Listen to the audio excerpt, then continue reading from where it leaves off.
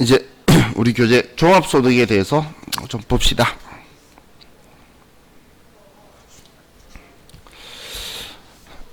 지금 보는 거는 이제 그 소득의 범위 나뉘는 내용들하고 이론 시험에 나올 때에, 근데 이론 시험에 소득세 문제가 한 문제나 두 문제밖에 안 나와요.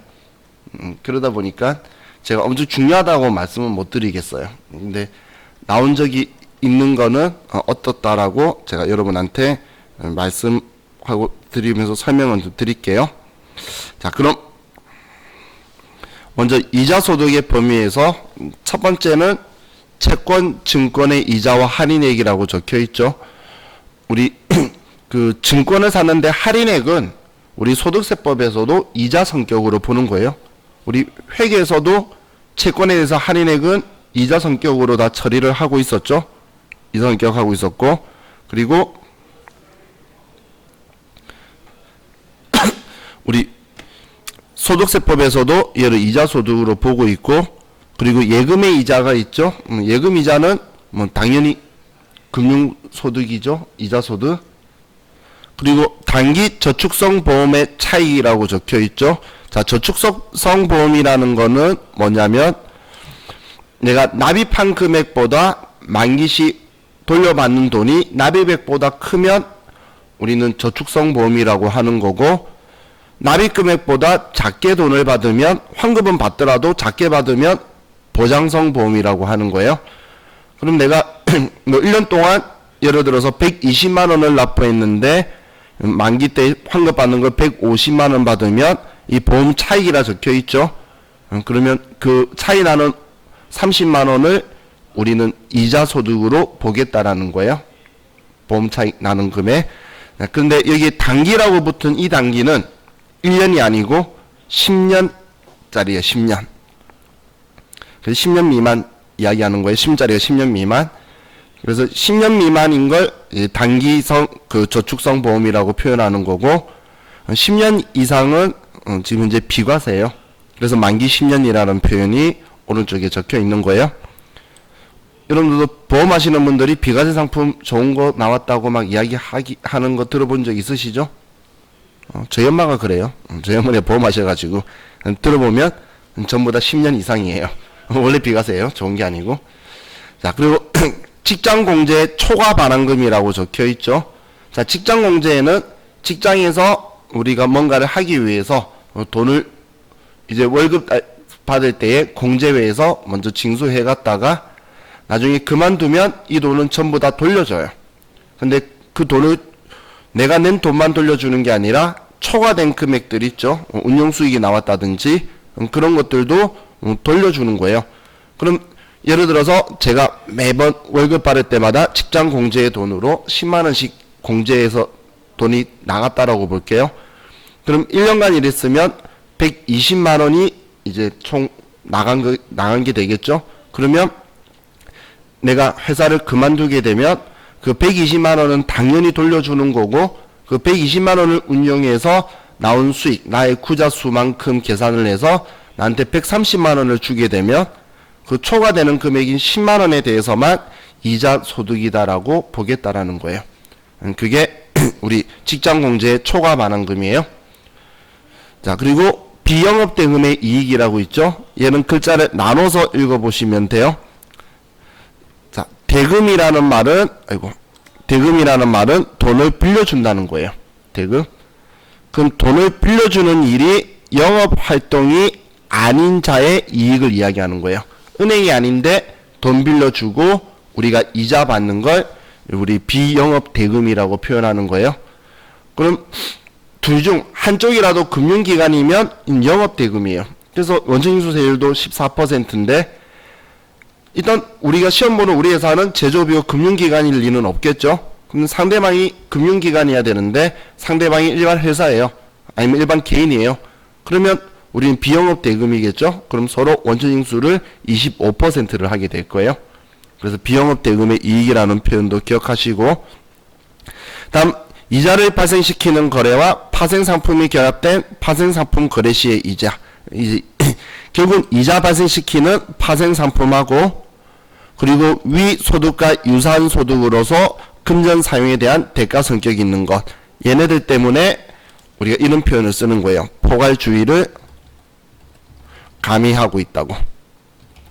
자, 포괄주의를 가미하고 있다라는 표현을 쓰는 게 지금 얘네들 때문에 이자 소득의 종류나 유형이 지금 현재 너무 많이 이렇게 생성되고 새로운 상품들이 개발되다 보니까 이거에 대해서도 우리는 이자 소득으로 보겠다라고 세법법전에 적어뒀다라고 보시면 돼요.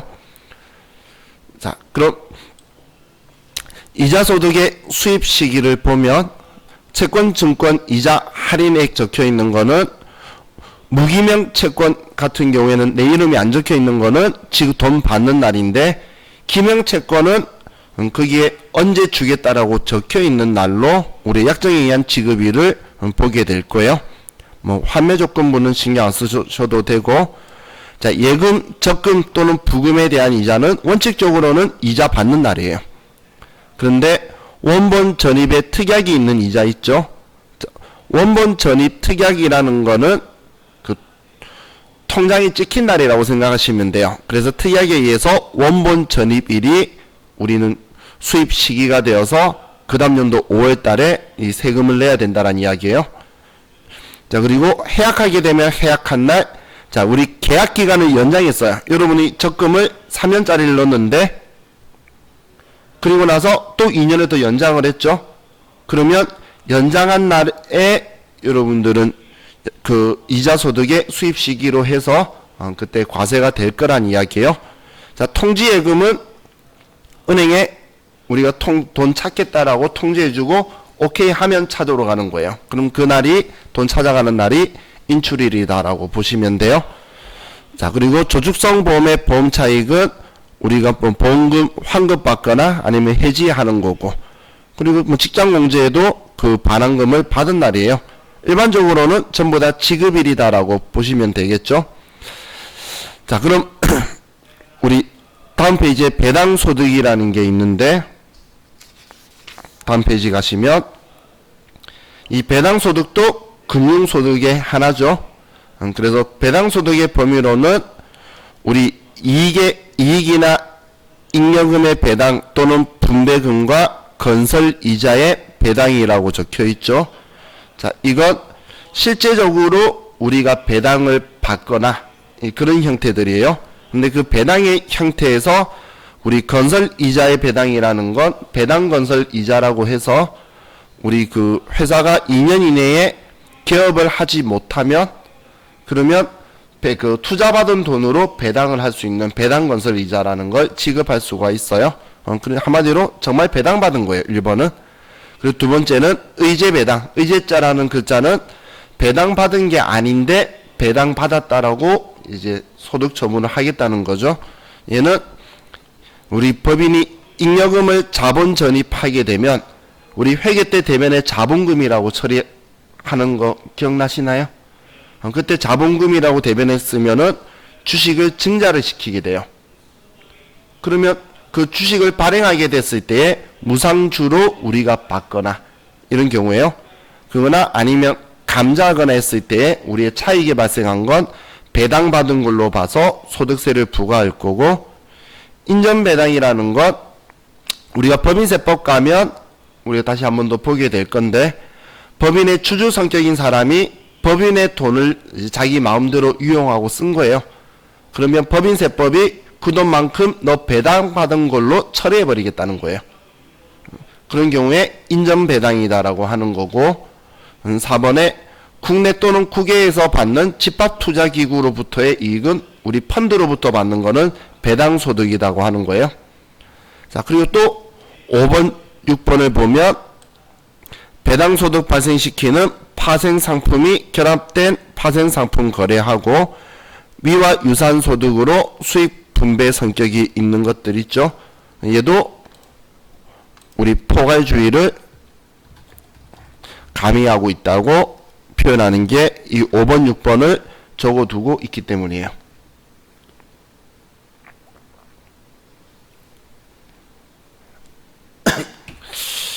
자, 그럼 배당소득의 수입 시기는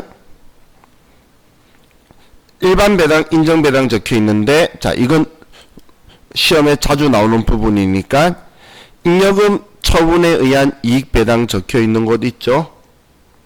자, 그러면 잉여금 처분 결의일이 우리는 수입식이에요. 수입식이.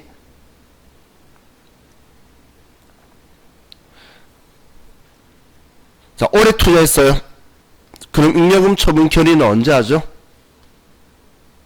내년에 하겠죠?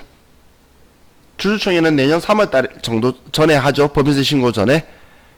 그러면 내년이 귀속 시기가 되면 세금 납부는 내후년에 하게 되겠죠. 귀속 시기가 내년이니까. 2021년도에 번 거는 22년도 5월 말까지 종합소득세 신고하면서 낼 거잖아요. 그래서 그런 특이한 사항 때문에 잉여금 처분 결의일이 우리 배당했을 때가 아니고 결의일이 배당의 수입식이다라는 거 생각하시면 되고, 자, 건설이자란 무기명 주식은 뭐 결의한 날 실제 받는 날인데, 출자 공동사업자의 배당이라고 적혀 있죠.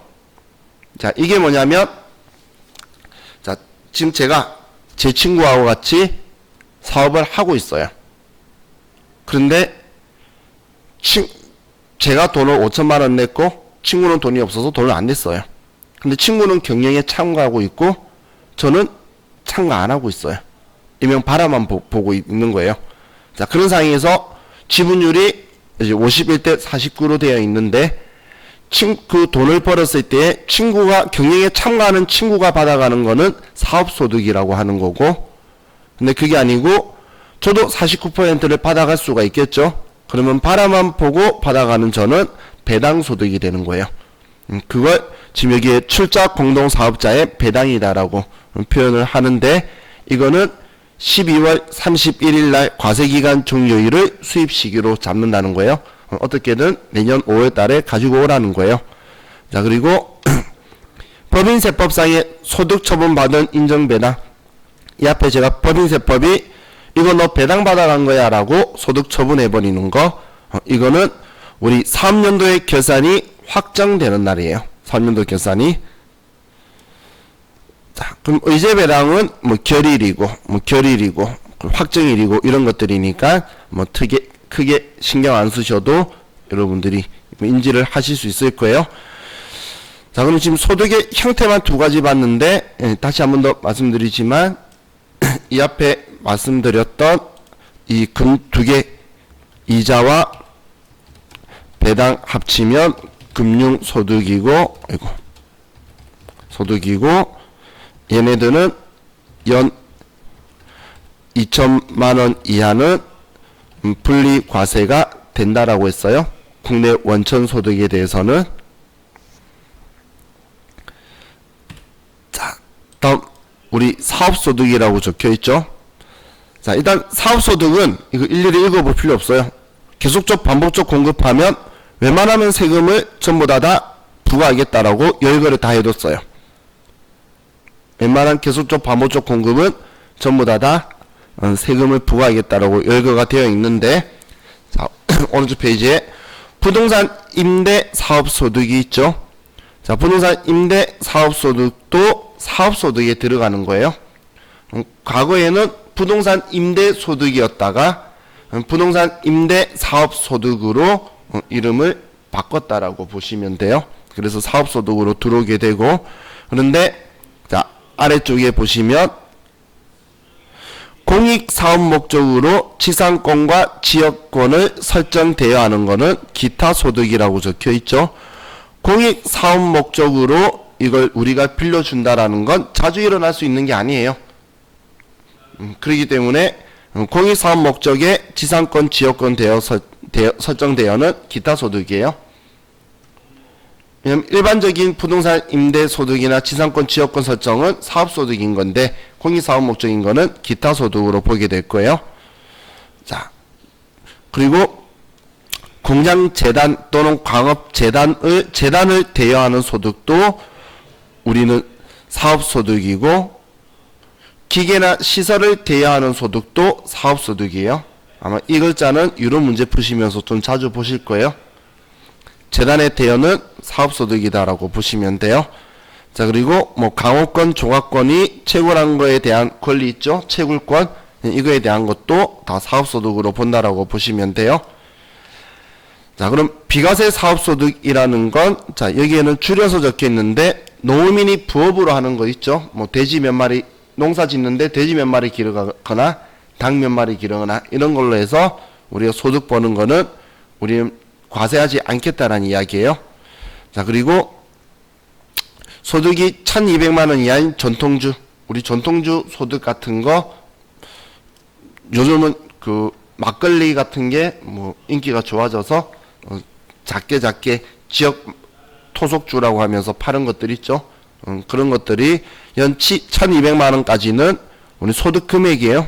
1200까지는 비과세를 하고 있고, 자, 그리고 우리 나무 같은 경우에 임목 등기라는 게 있어요. 그럼 임목 등기한 날로부터 우리가 5년간 기르고 조린 기간 5년 이상이라는 건 임목 등기 후 5년이 지난 거에 우리가 임목을 벌채 혹은 통째로 양도 자르거나 아니면 뿌리채 뽑아서 파는 거는 600만 원 이하까지는 우리 비과세란 이야기예요. 그리고 전답, 논이나 밭을 작물 생산에 이용함으로써 발생하는 소득 있죠. 이거는 비과세예요. 근데 논이나 밭을 주차장이나 그런 걸로 사용하게 되면 부동산 임대 사업 소득이 되게 되는 거고, 이걸 작물 생산에 이용하게 하면 이거는 우리 비과세 소득이다라고 보시면 돼요. 자, 그리고 1주택 소유자가 주택을 임대해서 우리가 받는 거는 우리는 비과세예요. 1주택자가 자기 집 월세 놓고 또 다른 곳에서 자기가 뭐 월세로 살고 있으신 분들 있죠. 그런 경우는 비과세예요. 당연히 우리 9억 초과하는 걸 고가주택이라고 불러요. 이 고가주택은 우리 여기에서 우리 비과세에서 제외예요. 근데 지금 서울에는 집들이 웬만하면 다 고가주택 금액 9억 원을 초과하는 곳이 많다고 해서 뭐 이걸 뭐 변경하겠다는데 뭐 아직까지는 변경되지는 않았어요. 자, 그럼 이제 사업소득의 수입금액이다라고 표현하는데, 자, 이 수입금액이라는 표현은 우리 소득세법상에서 소득세 법인세법에서 매출액의 의미하고 똑같이 보시면 돼요. 이 수입금액이라는 표현을. 자, 그럼 사업의 수입금액에서 당연히 애누리나 환입, 할인된 거는 깎아준 거니까 당연히 빼야 되겠죠. 그죠? 자, 그리고 우리 거래 상대방으로부터 장려금이나 이와 유사한 거, 그 장려금 받았으면 내가 대가 받은 만큼 매출이 되는 거고, 그 수익금액에 들어가는 거고, 장려금을 다른 사람한테 많이 판다고 돈을 좀 더 인센티브로 더 주게 되면 그건 나의 경비가 되는 거예요. 왜냐면 그거 받아간 사람이 사업소득이나 뭐 다른 걸로 소득이 잡히게 되겠죠. 내 소득이 아니라 다른 사람의 소득으로 넘어가게 된다라는 거예요. 자, 그리고 필요경비로 지출된 세액이 환입되거나 아니면 환입될 금액, 우리가 경비 세금이다라고 해서 경비 처리했는데 얘가 다시 나한테 돌아오게 되면 우리 다시 수익금액 매출액으로 잡아서 얘도 세금 부과하겠다라는 거예요. 그리고 사업하고 관련된 우리 자산 수증이익, 채무 면제이익, 자, 이것도 수익금액인데 사업하고 관련이 되지 않는 경우에는 그냥 공짜로 증여받았다라고 해서 증여세가 과세될 거예요. 근데 사업하고 관련되면 사업소득 쪽에서 매출액으로 잡아버려서 얘는 소득세가 부과되게 될 거라는 거예요. 자, 그리고 사업하고 관련돼서 우리 회사 이름으로 뭔가를 했을 때 보험차익도 수익금액에 들어갈 거고, 자, 그리고 가사용으로 소비된 재고자산, 내가 팔려고 사와놓고선 개인적으로 써버린 거예요. 이것도 그냥 시가를 우리 수익금액으로 하고, 그리고 원가는 필요경비로 해서 이만큼을 세금 부과해버리겠다는 거예요. 자, 그럼 다음 페이지를 넘겨보시면 필요경비라는 게 또 있는데, 자, 필요경비에서 첫 번째가 판매한 상품의 원가들 이야기하는 거예요. 원가. 자, 원가들이고 또 이 판매한 상품에 대해서 우리가 부담하는 보관료나 포장비나 아니면 판매 장려금을 주거나 하는 것들은 우리는 필요경비로 인정을 하고, 그리고 종업원의 급여, 당연히 종업원이 근로소득세 내야 되지 내가 세금 내야 될 거 아니죠. 내가 번 거 아니죠. 그리고 사업용 자산의 현상 유지를 위해서 수선비, 관리비, 유지비, 임차료, 이거는 필요경비로 인정하겠다라는 거예요. 그리고 우리 근로자 퇴직급여 보장법에 따라서 사용자가 부담하는 우리 부담금. 자, 우리 글자를 쓸 때에 사용자라는 말이 있고 사용인이라는 표현이 있어요. 그럼 자, 이 사용자는 얘는 고용주예요. 그리고 우리 흔히 하는 표현으로 사용인은 직원을 이야기하는 거예요. 종업원을. 여러분이 생각하실 때는 이렇게 기억하시면 돼요. 자, 직원들은 인격체다라고 저는 생각을 해요. 그래서 우리끼리는 사람이야. 그런데 고용주, 사장은 사장놈의 새끼, 그러죠? 그래서 얘 한문으로 놈자자예요. 그래서 어느 성문이든 간에 자자가 붙어 있는 거는 회사 측이다라고 보시면 돼요. 그리고 인자가 붙은 거는 우리 뭐 고용인, 고용자 뭐 이런 표현도 쓰죠. 그래서 자자가 놈자자인 우리 회사 측이다라고 보시면 돼요. 그러면 우리 지원 퇴직금을 내가 지금 사업소득자잖아. 우리 회사 내가 부담하는 경우에 필요경비 인정한다는 거고, 사회보험료 당연히 인정해줘야 되겠죠. 그리고 직원들 일하다 다칠 수도 있잖아. 그래서 수수보장성 보험이나 환급 일부 보장 단체 환급부 보장성 보험이라는 것 납입 금액보다는 작게 일부 환급 받는 형식의 이것도 필요경비를 인정해 줄 거라는 거고, 그리고 또 얘도 우리 직원을 위해서 우리 회사가 지원해 주는 것들이에요. 그리고 대손금은 우리 부가가치세법에서는 과세표준에서 공제하지 않는 거였죠. 대손금이. 근데 소득세법에서는 얘는 대손금은 필요경비로 빼줄 거란 이야기예요. 수익금액에 들어가 있던 거 여기서 빼버려서 돈 번 걸로 안 봐주겠다라는 기준을 가지고 있어요. 자, 그럼 수익금액과 필요경비의 불산입이라고 적혀 있는데, 불산입이라는 건 넣지 말라는 이야기예요. 그럼 왼쪽에 수익금액 매출액에 넣지 말라는 건 소득세와 지방소득세의 환급액 있죠. 소득세는 자, 오른쪽 보시면 소득세와 지방소득세를 비용으로 인정을 안 해요. 소득세를 비용으로 인정을 안 해요. 소득세를 왜 비용으로 인정 안 하냐면 법인세하고 원리가 똑같아요. 자, 보시면 우리가 수익에서 여기에서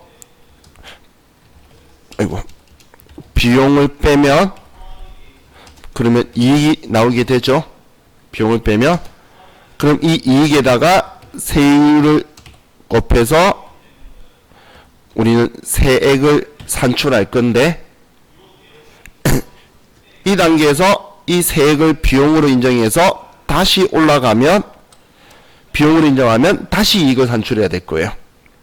그럼 또 세율 곱하면 또 세액이 나오는데 또 비용으로 가면 계속 끝없는 순환 논리로 빠지겠죠. 그래서 소득세법이든 법인세법이든 자기 세법에 대한 소득에 대한 세액은 얘는 비용으로 인정을 안 해요. 인정을 안 해요. 그럼 지금 비용으로 인정 안 한다라는 걸 지금 우리 소득세법 책에서는 얘는 필요경비로 인정 안 한다는 거예요. 소득세와 지방소득세, 소득에 대해서 납부한 거를. 그럼 얘를 냈는데도 비용 인정 안 했으니까 얘가 돌아와도 인정 안 한다는 이야기예요. 환급액도. 냈을 때 비용 인정 안 하고 돌아왔을 때는 매출액으로 수익으로 인정 안 하겠다는 이야기예요. 당연한 이야기죠. 자, 그리고 전년도로부터 이월된 소득금액은 전년도에 이미 다 귀속되어서 세금 부과되었을 거니까 우리는 수익금액에 안 넣을 거고, 부가가치세 매출세액은 내 돈 아니죠. 매출세액은 예수금으로 내 돈 아니잖아. 그래서 수익금액에 안 넣는 거고, 국세나 지방세의 과호납금의 환급이자라고 적혀있죠.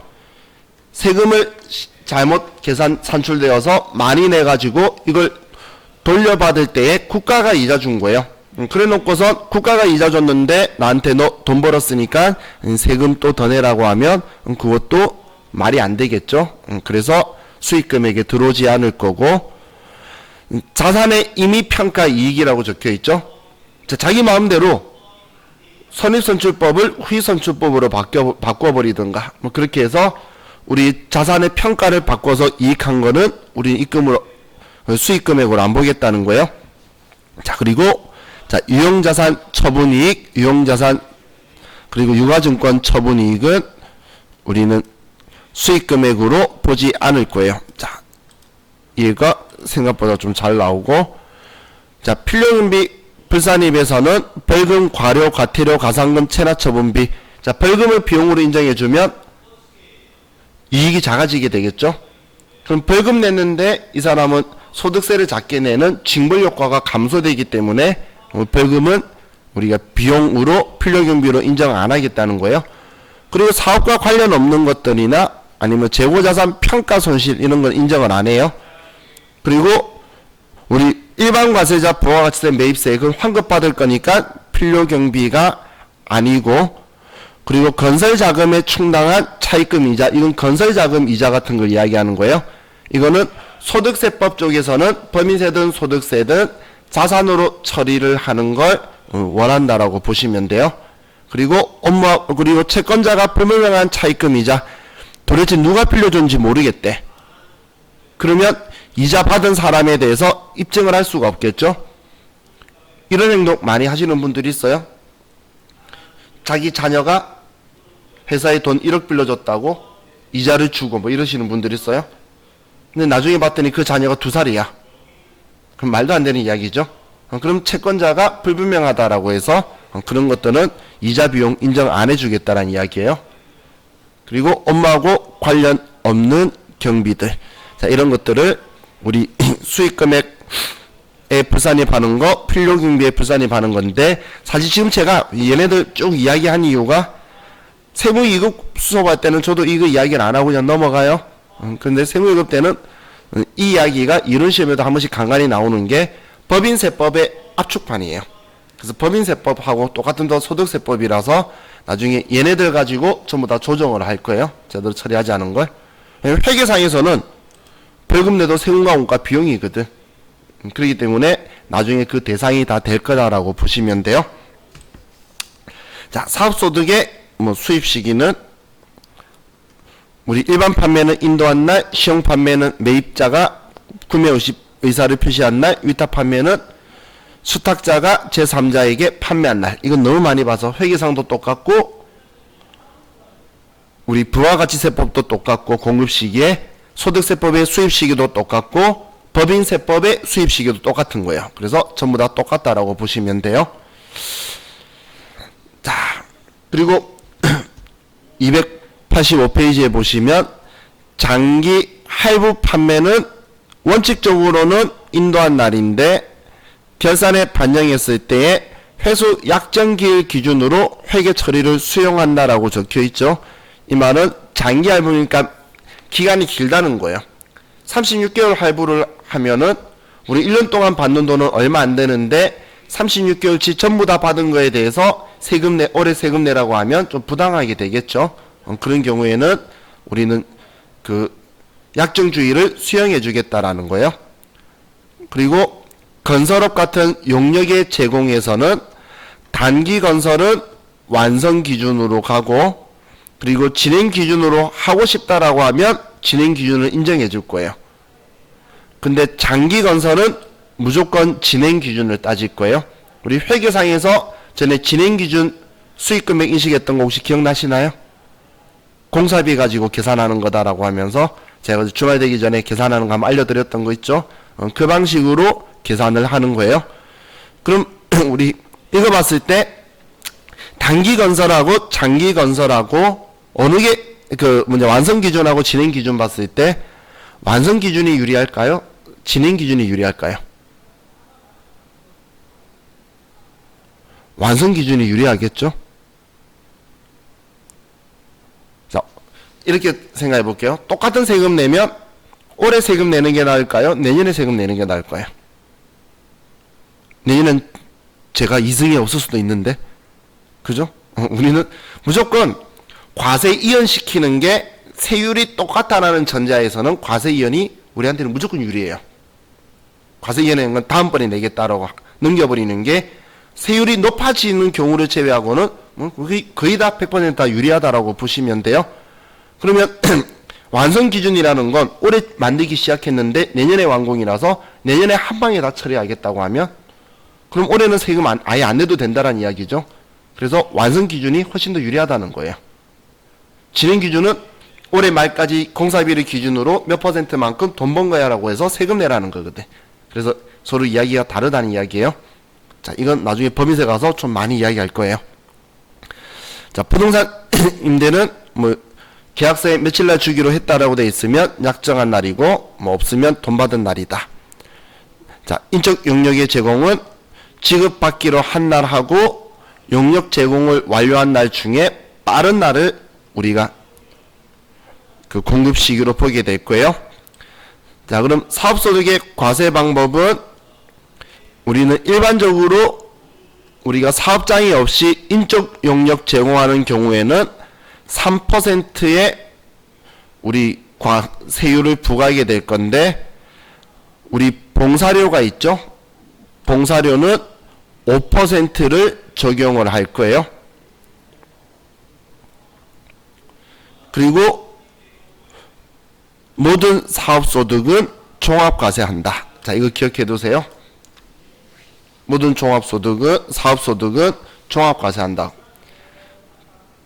일단 분리과세 없다라고 했잖아요. 그죠? 그러면 비과세를 빼고는 비과세만 안 들어올 거지 비과세를 제외하고는 무조건 종합과세라서 다른 말로 하면 종합소득세 신고를 꼭 해야 되는 소득이다라는 거예요. 사업소득이라는 건 사업장이 있든 없든 우리 무조건 해야 된다. 자, 이렇게 보시면 돼요. 자, 다음 우리 연금소득이라는 게 있는데 연금소득은 둘로 나눠져요. 크게 우리 공적연금이라는 건 우리나라 5대 공적연금이 이거예요. 국민연금, 공무원연금, 군인연금, 사립학교 직원연금, 별정우체국연금 이렇게 5가지가 우리나라의 5대 공적연금이라고 보시면 돼요. 그럼 보험회사에 납부하고 있는 연금 있죠? 그걸 우리는 사적연금이라고 해요.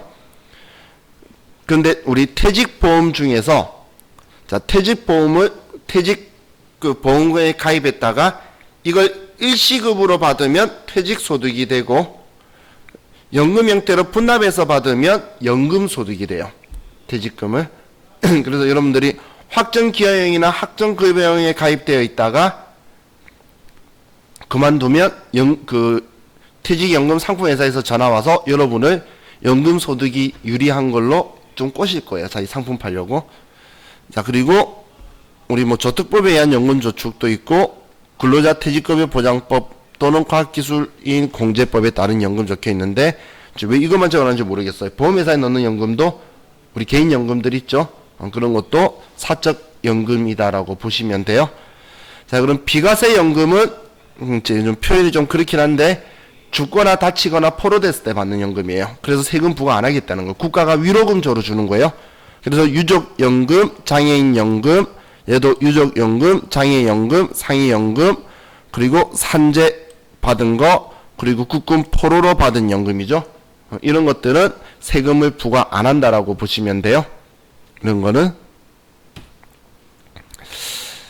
자, 그럼 다음 페이지에 연금 소득 금액의 계산에 가면 자, 총연금이 비과세나 분리과세를 빼고 그리고 연금 소득 공제를 할 건데 자, 이 연금 소득 공제가 이제 우리 연간 연금 총 금액에 우리가 몇 %씩 해주겠다라는 여유를 정하고 있는 거예요.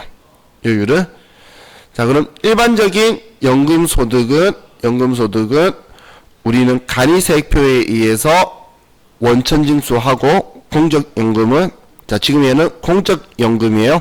공적연금은 간이세액표에 의해서 우리가 원천징수하고, 그래서 이 공적연금 소득만 받는 사람은 1월 달에 연말정산으로 납세 의무가 종결이 됐고요. 공적연금만 있는 경우에는. 그런데 사적연금이 있는 경우에는 5%를 원천징수하고, 그리고 나서 얘는 연금소득 이거 말고 나머지 소득이 같이 있는 경우에는 사적연금은 종합과세를 하는 게 원칙인데, 사적연금소득 1200만원 이하이면 선택적 분리과세가 가능해요.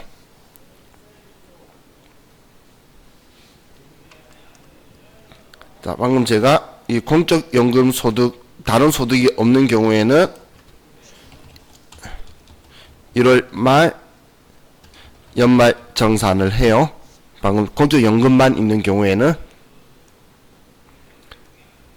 근데 공적연금만이 아니고 다른 소득이 있으면 당연히 종합과세 하는 거고, 그리고 사적연금 1200까지는 선택적 분리과세를 가능하다. 자, 다음 우리 기타 소득을 볼게요. 자, 기타 소득은 어쩌다 한 번씩 일어나는 소득이죠. 기타 소득은, 자, 그럼 고용관계 없이 다수인에게 강연하고 받는 거, 이걸 우리 일시적 강연이라고 이야기하는 거죠. 자, 그리고 우리 고용관계 없이 용역을 제공하고 받는 수당, 어쩌다 한 번씩 가서 우리가 받는 것들, 문예창작소득, 얘가 우리 원고료 등이다라고 표현할 거예요.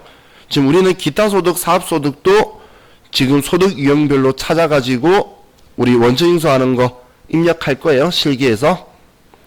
자, 그리고 우리 저작자 또는 실현자, 음반 제작자, 방송 사업자 외의 자가 방금 저작권이나 이런 것들 하는 거예요. 이 사람들이 받는 건 사업소득인 거고, 그 외의 자들이 뭐 자녀가 상속을 받아서 받는다든지 그런 경우는 우리는 그 기타 소득이 될 거고, 이 앞에서 언급했던 공입사업 목적의 지역권, 지상권 설정하는 건 기타 소득이고, 뭐 일시적인 장소나 물품 대여도 기타 소득이다라고 보시면 돼요. 자, 그리고 우리 상금이라든지 현상금, 복권 당첨, 뭐 승마, 투표, 뭐 이런 것들 있죠. 이런 불로소득이라고 제가 이야기하는 얘네들은 우리 기타 소득이고, 계약의 위약 또는 해약으로 인하여 받는 위약금과 배상금 있죠. 예를 들어서 뭐 사기로 계약금을 걸었다가 사기로 한 사람이 취소하면 계약금 날린다, 뭐 이런 이야기 들으셨죠. 그런 거 받은 사람을 기타 소득을 취득했다라고 표현하는 거예요. 자, 다음 페이지 넘기시면 이제 퇴직, 다 오른쪽 페이지에 퇴직 후 수령하는 직무발명보상금이라고 있죠. 자, 얘는 퇴직 전 수령하는 직무발명보상금은 근로소득이고, 퇴직 후 받으면 기타 소득이에요. 퇴직 후에 받으면 기타 소득이에요.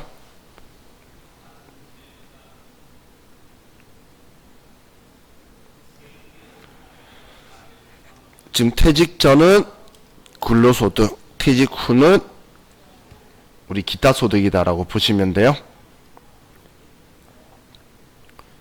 그럼 우리 교재 좀 아래쪽에 적혀있는 예 보면, 종업원의 직무와 관련된 우수 발명에 의하여 사용자로부터 받는 보상 500만원 이내라고 적혀있죠. 자, 얘 둘 다 똑같이 500만원까지 비과세예요.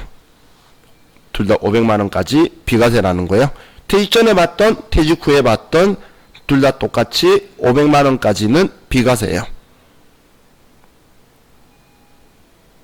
자, 얘는 기억하셔야 돼요.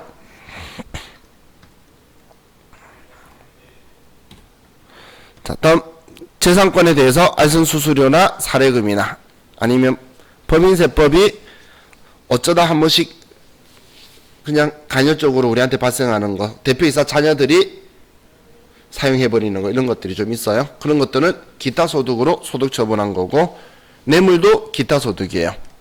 뇌물. 그리고 서화 골동품의 양도도 우리는 기타 소득으로 들어와 있다고 보시면 돼요. 자, 여기에서는 우리 비과세 소득은 우리 지금 이 부분만 정확하게 여러분들이 기억을 하고 계시면 돼요. 그 외 나머지는 또 우리 국가유공자나 아니면 포로에 관련된 그런 소득들이에요. 자, 기타 소득의 과세 최저한이라고 적혀 있죠. 자, 그럼 우리 용어를 가지고 조금 보면, 지금 여기에 과세 최저한이라는 게 있는데, 일정 금액까지는 세금 부과 안 하겠다라는 게 과세 최저한이에요. 소액 부징수라는 것, 일정 금액은 세금 징수 안 하겠다는 거예요.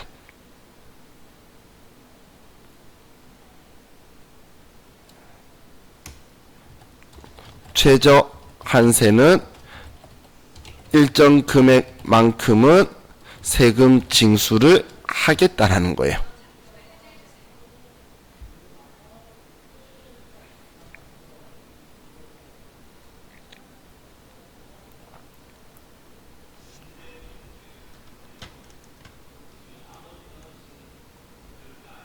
그럼 과세 최저한은 지금 여기에서 이야기하고 있는 건데 나중에 다 쓸 용어라서 같이 설명을 드렸어요. 자, 우리 로또 같은 거 생각하시면 돼요. 로또 5만원짜리 당첨되면 그냥 복권 판매점에서 교환을 해주죠. 그 5만원까지 해주는 거는 5만원 이하인 거는 우리는 세금 부과를 안 하기 때문에 그냥 서비스로 해줘도 판매자가 그 세금에 대한 부담이 없다는 거예요. 과거 옛날엔 4만원이어서 부담이 있어서 판매점에서 안 해줬었어요. 아니면 수수료 좀 많이 떼갔었어요. 근데 지금은 이제 세금 부과 안 해서 서비스로 다 해준다고 보시면 돼요. 또 슬롯 머신이나 이런 우리 그 카지노 같은 곳 갔을 때 있는 거 있죠. 그런 거는 우리 200만원 미만은 세금 부과 안 할 거예요. 그리고 우리 승마 경마장이나 아니면 승마 투표 아니면 소싸움 뭐 이런 것들이 체육진흥원에서 투표권 경륜 뭐 이런 것들 이야기하는 거예요. 이거는 한 번 뭔가 게임 그 뭐라고 표현하더라? 하여튼 뭐 한 번 할 때에 10만원이 최대 금액이래요. 그러면 그 10만원에 100배까지 그러면 1000만원까지는 과세 최저한 하겠다는 거예요. 이 두 개는 되는 사람 거의 못 봤어요. 이거는 제 주인은 되더라고. 저는 안 되는데. 자, 그럼 기타 소득 금액에서 계산해서 첫 번째 무조건 분리과세 되는 게 있죠. 얘네들이 나중에 지금 불로소득에 대해서 지금 얘네들 다 제가 불로소득이라고 표현하는 거죠. 불로소득에 대해서 지금 이 불로소득을 받았다가 내년 5월 달에 세금 낼 거란 믿음이 없기 때문에 그냥 완납적 분리과세 한다고 보시면 돼요. 완납적 원천징수를 한다라고 보시면 돼요. 자, 그리고 뭐 서화 골동품 양도도 뭐 분리과세를 할 거고, 자, 선택적 분리과세는 우리 300만원 이하인 경우에 선택적 분리과세가 가능하다라고 했죠. 근데 얘는 소득이 아니고 소득 금액이에요. 소득 금액. 그럼 여기에서 뇌물이나 알선 및 배임 수재에 의해서 받는 거는 제외예요. 제외. 얘네들은 뇌물 주면서 원천징수 할 수가 없으니까 이거에 대해서는 우리가 분리과세라는 걸 하지 않는다라는 거예요. 자, 그리고 퇴직 후 수령하는 직무발면 보상금, 계약 위약 해지로 받는 위약금 배상금도 연간 300만원 이하는 선택적 분리과세가 가능하다. 지금 이 글자가 이번에 우리 그 개정세법에 들어온 거예요. 이 글자가 개정세법에 들어와서 우리 책에서도 같이 적어뒀네요. 자, 우리 이번 시간은 여기까지만 하고 우리 쉬었다가 이 다음 시간에 필요경비 80% 60% 계산해서 소득금액 계산하는 거 좀 볼게요. 쉬었다 합시다.